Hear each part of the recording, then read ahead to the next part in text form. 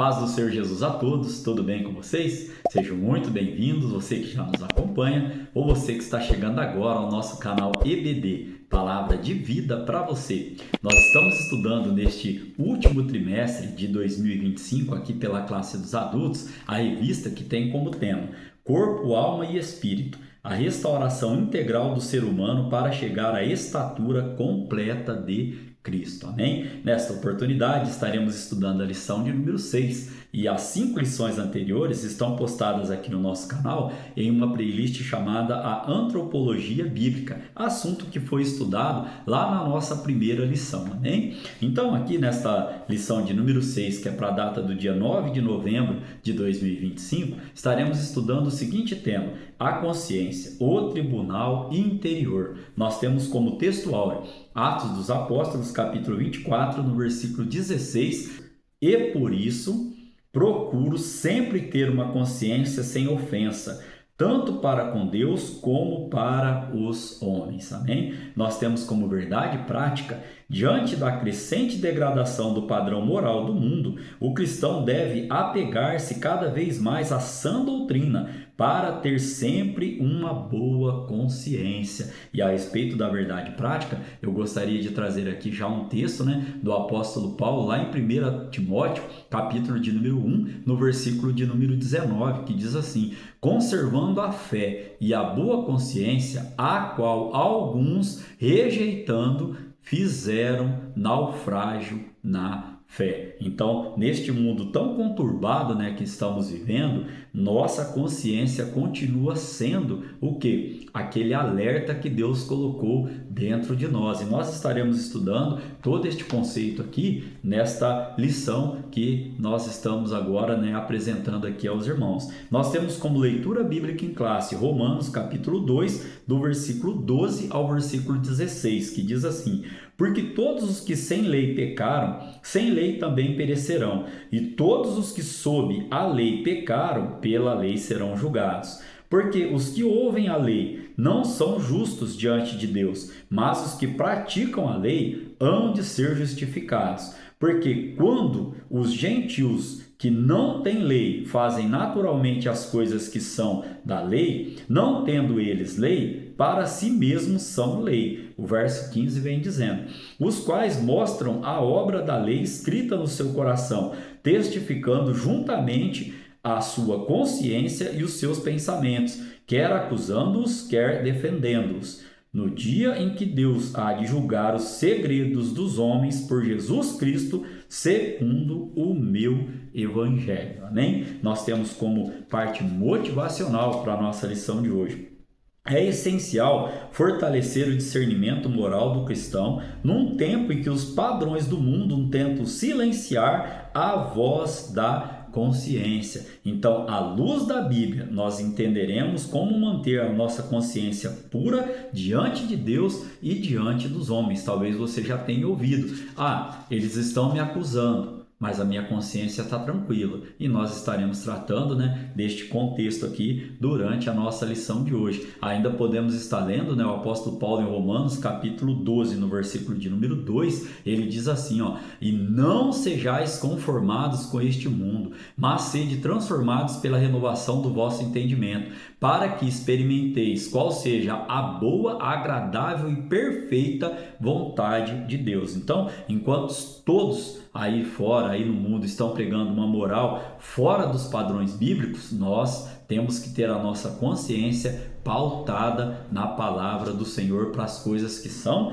do alto, amém? Nós temos como palavra-chave para a nossa lição de hoje consciência. E aqui nós estaremos estudando também 3 tópicos nesta lição de hoje. Quais são eles? Primeiro, antes e depois da queda. O segundo tópico nós estaremos estudando o funcionamento da consciência. E o terceiro tópico estaremos estudando a consciência é falível, amém? Bom, caminhando aqui para a parte de introdução da nossa lição de hoje, nós estaremos vendo então que Deus fez o ser humano com um senso moral chamado consciência, que acusa, defende e julga. Então, acusa, defende e julga o quê? os nossos atos, né? E ainda podemos trazer aqui que só essa consciência só é confiável quando iluminada pela palavra de Deus e guiada pelo Espírito Santo do nosso Deus. Então, para que possamos ter uma consciência tranquila, temos que estar pautados na palavra do Senhor e tendo como nosso guia o Espírito Santo de Deus, porque ela vai nos acusar, ela vai também nos defender e ela também vai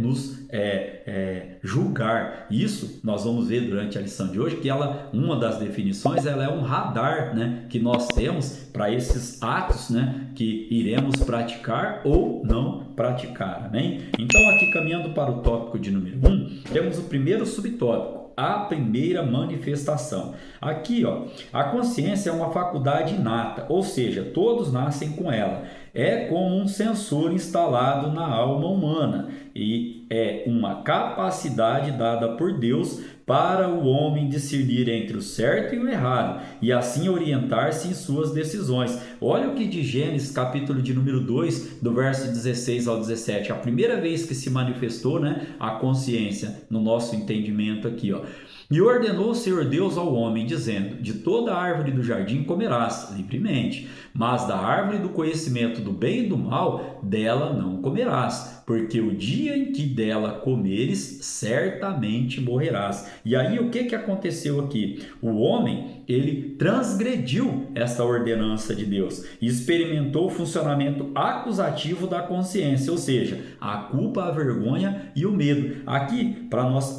podermos contextualizar ainda, Deus deu uma ordem específica para o homem: a proibição de comer do fruto da ciência do bem e do mal. Como ele transgrediu esta ordem, a sua consciência o acusou. E nós vamos ver aqui que o que aconteceu, né? Adão, ele viu que estava nu. Nós vamos estar estudando este conceito aqui no subtópico seguinte, porque o subtópico de número 2, ele vem trazendo o direito natural. Todo ser humano nasce com um conteúdo normativo fundamental na alma, que é a lei moral, também chamada de lei da natureza ou lei natural. Para esse contexto aqui, quando a consciência acusa, não adianta tentar se esconder. Temos algumas referências bíblicas aqui. Salmo de número 139, no verso 7 e 8, diz assim, para onde me irei do teu espírito? Onde ou para onde fugirei da tua face? Se subir ao céu, lá tu estás. Se fizer no inferno a minha cama, eis que tu ali estás também. E neste contexto aqui ainda, por que estamos trazendo? Lembra da história de Caim e Abel? Lá em Gênesis capítulo 4, versículo 13 ao versículo de número 14, Caim, ele diz assim a Deus: é maior minha maldade que possa ser perdoada. Da tua face me esconderei e serei fugitivo e errante na terra. Ou seja, como nós já falamos aqui, quando a nossa consciência nos acusa, não tem lugar para onde nós fugirmos, não tem como, né? É uma coisa que já nasce com a gente. O subtópico de número 3 também vai trazer algo a respeito desse conceito. Em Romanos, o título dele é Escrita no Coração. Em Romanos capítulo 2, do versículo 12 ao 16, que fizemos menção na nossa leitura bíblica em classe, Paulo faz referência à lei mosaica dada a Israel e à lei moral, o direito natural, comum a todos os homens, inclusive aos gentios. E é com base nessa lei geral que a consciência atua, quer para acusar, quer para defender. Aqui ainda podemos trazer que o que há de bom nas leis imperfeitas, né, que os homens criam aí, nessas leis humanas, ela é inspirado na lei moral, escrita no coração de todos os povos. Aqui nós temos também uma referência bíblica, né, para trazer aos irmãos, lá, como disse aqui na nossa leitura bíblica em classe, Romanos, capítulo de número 2, no verso 15, o apóstolo Paulo vem dizendo, os quais mostram a obra da lei escrita no seu coração, testificando juntamente a sua consciência e os seus pensamentos, quer acusando, quer defendendo, né? Uma referência bíblica para comprovar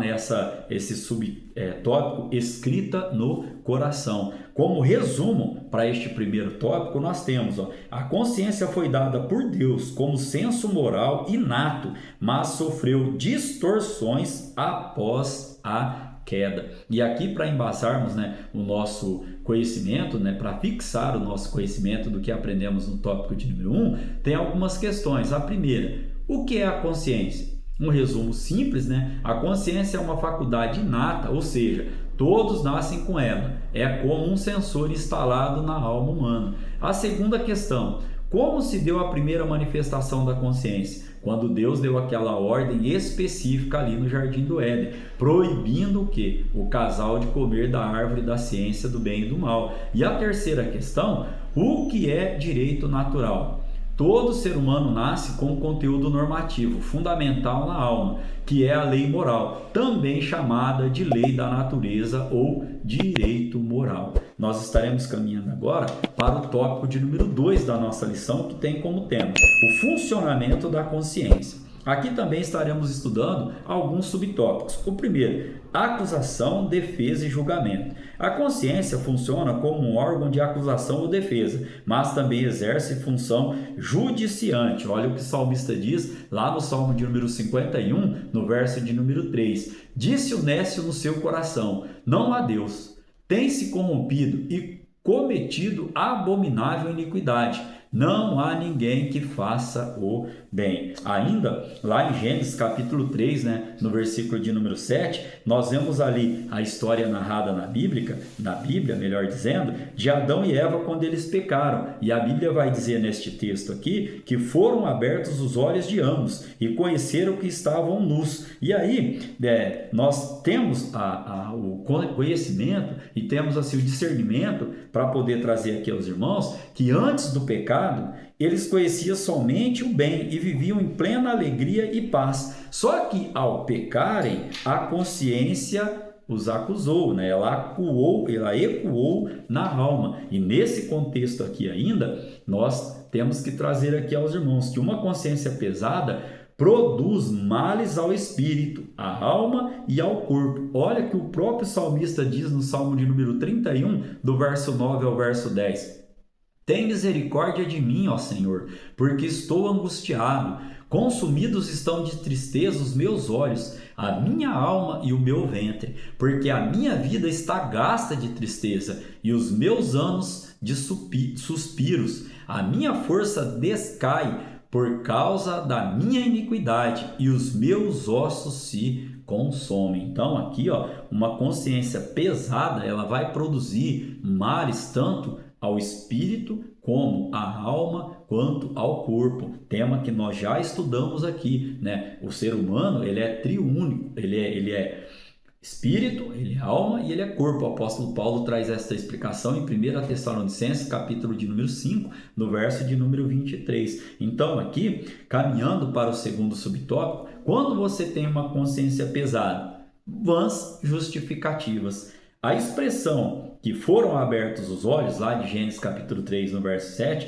também significa experimentação imediata da malícia, antes inexistentes em Adão e Eva. Quando eles pecaram ali, Deus faz uma pergunta a eles: quem te mostrou que estava nus? Então aqui, não houve uma resposta direta, ou seja, eles estavam impossibilitados de negar seu pecado. Adão fez o que se tornaria comum ao ser humano. O quê? Tentou se justificar. E ainda podemos trazer que certamente buscando o quê? Buscando uma solução ali para a sua consciência que o estava acusando. Só que nós sabemos que tentativas como estas são meros placebos, ou seja, remédios que não fazem efeito. A consciência é implacável e não cede a vãs formulações humanas, ainda que teológicas como as inclusivas. A confissão e o afastamento do pecado são remédio para a alma. Aqui também, podemos trazer algumas referências bíblicas aos irmãos. Primeiro, lá em 2 Timóteo, capítulo de número 4, no verso 3, porque virá tempo em que não suportarão a sã doutrina, mas tendo coceira nos ouvidos, amontoarão para si doutores, conforme as suas próprias concupiscências. Ainda o salmista lá no Salmo de número 41, no verso de número 4, ele diz assim, dizia eu, Senhor, tem piedade de mim, sara minha alma, porque pequei contra ti. E um remédio aqui que não podemos deixar de citar na palavra do Senhor, Provérbios capítulo 28, no verso 13, diz assim, ó: o que encobre as suas transgressões nunca prosperará, mas o que as confessa e deixa alcançará misericórdia. Amém? Caminhando agora para o terceiro subtópico, temos o debate no tribunal. A consciência é como um tribunal que julga condutas, aprovando-as ou reprovando-as. Atua em relação tanto ao presente quanto ao passado e quanto ao futuro. Ou seja, ela funciona interagindo com as demais faculdades da alma, principalmente os pensamentos e os sentimentos. E esse processo gera na mente um exame interior, uma investigação pessoal. Olha o que o apóstolo Paulo diz lá em 1 Coríntios, capítulo 11, no versículo de número 23. Um texto bem conhecido, né, de todos os irmãos aqui. 1 Coríntios, capítulo 11, no versículo de número 28. Diz assim o texto: examine-se, pois, o homem a si mesmo, e assim coma deste pão e beba deste cálice. E ainda trazendo aqui, versículos para embasar o porquê que a nossa consciência ela atua no presente, no passado e no futuro, referente ao presente. Atos capítulo 23, verso 1 diz assim: e pondo Paulo os olhos no conselho, disse: homens, irmãos, até o dia de hoje tenho andado diante de Deus com toda a boa consciência. A respeito do passado, 1 Coríntios capítulo 4, no versículo de número 4 diz: porque em nada me sinto culpado, mas nem por isso me considero justificado, pois quem me julga é o Senhor. E a respeito, do futuro, Atos capítulo 24, verso 16 nos diz: e por isso procuro sempre ter uma consciência sem ofensa, tanto para com Deus como para com os homens. Amém? Então, o nosso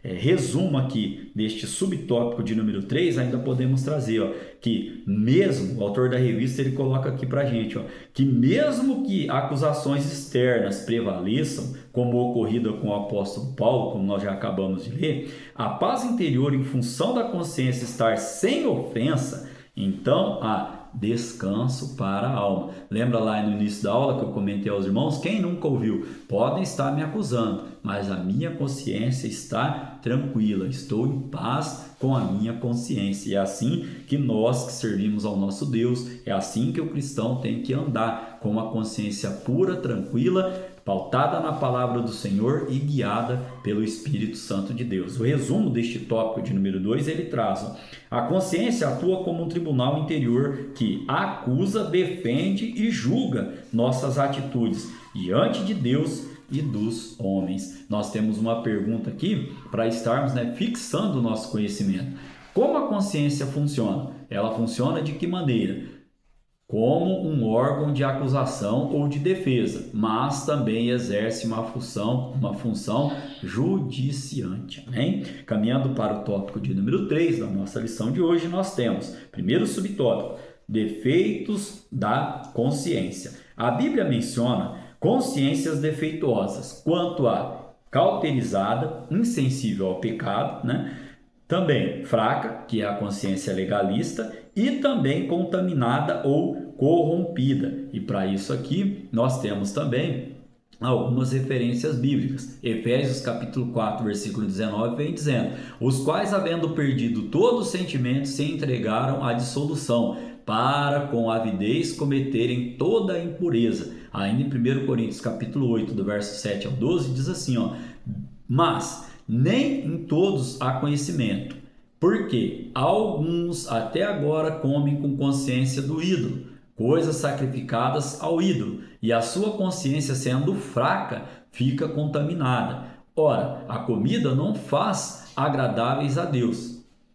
A comida não nos faz agradáveis a Deus, porque se comemos, nada temos demais, e se não comemos, nada nos falta. Mas vede que essa liberdade não seja de alguma maneira escândalo para os fracos, porque se alguém te vir a ti, que tens conhecimento, sentado à mesa no templo dos ídolos, não será a consciência do que é fraco induzida a comer as coisas sacrificadas aos ídolos? E pela tua ciência perecerá o irmão fraco, pelo qual Cristo morreu. Ora, pecando assim contra os irmãos e ferindo a sua fraca consciência, pecais contra Cristo, né? Então, neste contexto ainda, podemos trazer o que Tito diz lá, Tito capítulo 1, verso 15, ó, todas as coisas são puras para os puros, mas nada é puro para os contaminados e infiéis. Antes, o seu entendimento e consciência estão contaminados. Ainda neste contexto aqui ainda, ó, podemos trazer, né, que todo desequilíbrio é perigoso. A insensibilidade leva à complacência com o pecado, mas a hipersensibilidade produz extremismo, onde tudo é pecado. É o que nós já estudamos aqui em lições anteriores. O problema é o quê? É os extremos, né? São os extremos, né? Aqui, se você é insensível, você vai ser compassível com o pecado. E se você é hipersensível a tudo, você pode estar gerando o quê? Um extremismo onde tudo também é pecado. Então nós temos que estar o quê? Em equilíbrio. Olha o que o subtópico de número 2 vem nos trazendo. Deus, o supremo juiz. Aqui, ó, devemos sempre nos submeter humildemente a Deus, ainda que nossa consciência não nos acuse. Somente Deus, o supremo juiz, pode sondar nosso interior e expor os mais profundos desígnios do nosso coração, mesmo os que nos sejam ocultos. Olha o que o salmista nos traz lá no Salmo 139, versos 23 e 24. Sonda-me, ó Deus, e conhece o meu coração. Prova-me e conhece os meus pensamentos, e vê se há em mim algum caminho mau, e guia-me pelo caminho eterno. Ainda o salmista no Salmo 19, verso 12 e 13, ele diz, ó, quem pode entender os seus erros? Purifica-me, tu, dos que me são ocultos. Também da soberba guarda o teu servo, para que não assenhoreie de mim. Então, serei sincero e ficarei limpo de grande transgressão, né? Podemos ainda trazer aqui aos irmãos aqui neste conceito aqui dois exemplos, ó. Às vezes nos consideramos corretos e precisamos ser confrontados para reconhecer nossos pecados. Lembra de Davi? Quando ele permaneceu ali insensível e rigoroso até ele ser repreendido pelo profeta Natã.